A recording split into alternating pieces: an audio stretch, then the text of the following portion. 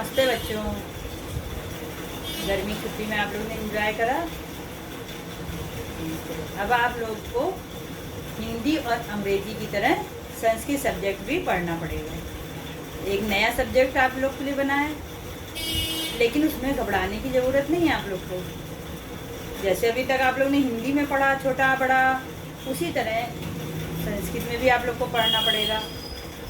छोटा बड़ा छोटी, उससे आपको व्याकरण पूरी करनी, पूरे आपको व्याकरण उसी से सीखना। छोटा बड़ा छोटी, स्वर और व्यंजन वही आपको पढ़ने हैं। तो सबसे पहले संस्कृत व्याकरण में आपको जानना जरूरी है कि वर्णमाला क्या है।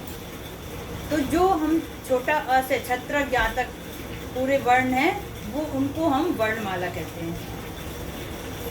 किसी भी भाषा को जानने के लिए सबसे पहले हमको वर्णों का ज्ञान होना बहुत ज़रूरी है। जैसे हम हिंदी हमको सीखनी थी, तो हम लोग को बचपन से क्या सिखाया जाता है? छोटा बड़ा, यही वर्ण सिखाए जाते हैं। अब पंजाबी किसी को सीखनी है तो उसकी लैंग्वेज सिखाई जाती है उसको। अब हमको संस्कृत सीखनी है तो उसके लिए हमको संस्कृत की वर्णमाला। तो संस्कृत की वर्णमाला और हिंदी की वर्णमाला में कोई ज़्यादा अंतर नहीं है।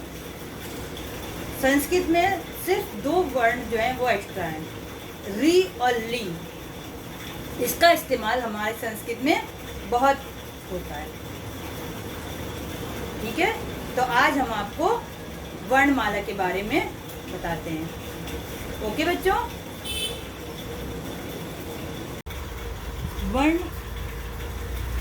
वर्ण भाषा की वह सबसे छोटी इकाई है जिसको विच्छेद नहीं कर सकते हैं। अ, ई, उ, ए, री। जब दो वर्ण मिलाकर एक शब्द बनाते हैं तब विच्छेद कर सकते हैं। जैसे अ प्लस बा, तो अब म प्लस न, मन। ओके, अब आते हैं हम स्वर पे। वो वर्ण होते हैं स्वर जिनको बोलने से किसी और वर्ण की ज़रूरत नहीं पड़ती है, क्योंकि ये अपने आप में स्वतंत्र होते हैं। जैसे अ, आ, इ, उ, तो इनको हम खुल के बोल रहे हैं।